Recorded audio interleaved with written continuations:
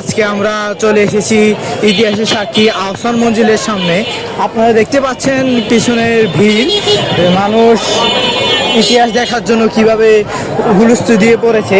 চলুন আজকে আপনাদের সম্পূর্ণ আহসান মঞ্জিলকে ঘুরে দেখাই। অনেক কষ্টে টিকিট কেটে আমরা ভিতরে চলে এসেছি। আপনাদের জন্য একটি টিপস অ্যান্ড ট্রিক হলো, আপনারা আসার আগে অবশ্যই অনলাইন থেকে টিকিট কেটে নেবেন, তাহলে ভিতরে বাইরে যে গ্যাদারিংটা দেখেছেন ওইটা আর আপনাদেরকে কষ্ট করে করতে হবে না। এখন আমরা ভিতরে চলে এসেছি, আপনাদেরকে সম্পূর্ণ আহসান মঞ্জিলটি আমার সাথে ঘুরে দেখবেন। চলুন আহসান মঞ্জিলটি আপনাদেরকে ঘুরে দেখাই।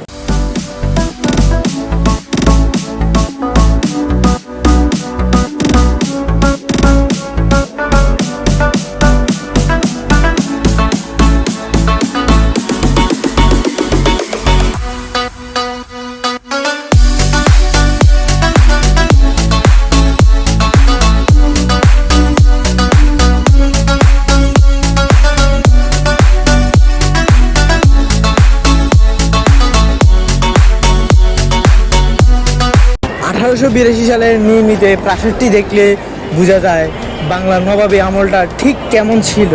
এর বিশেষত্ব হলো গোলাপি রঙের দালাল এবং গম্বুজগুলো।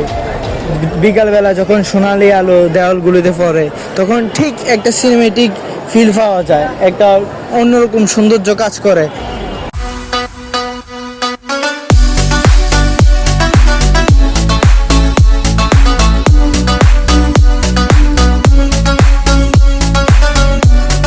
ভিতরে ঢুকলে আপনারা দেখতে পারবেন নবাবদের ব্যবহৃত আসবাবপত্র এবং বিভিন্ন জিনিসপত্র।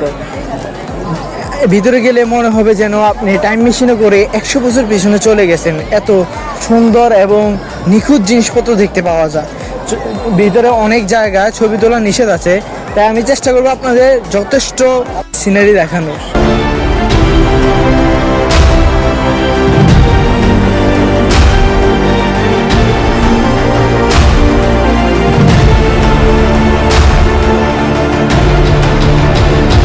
সূর্য ডুবছে এবং আহসান মঞ্জিলের রূপ যেন পরিবর্তন হচ্ছে। আপনারা যদি ঢাকার ভিতরে একটি সুন্দর ও নিরিবিলি পরিবেশ পেতে চান তাহলে আপনারা আহসান মঞ্জিল আসতে পারবেন। আজকের ব্লগটি কেমন হলো জানাবেন, লাইক, কমেন্ট এবং শেয়ার করবেন। আজকের জন্য এখানে বিদায়, আল্লাহ হাফেজ।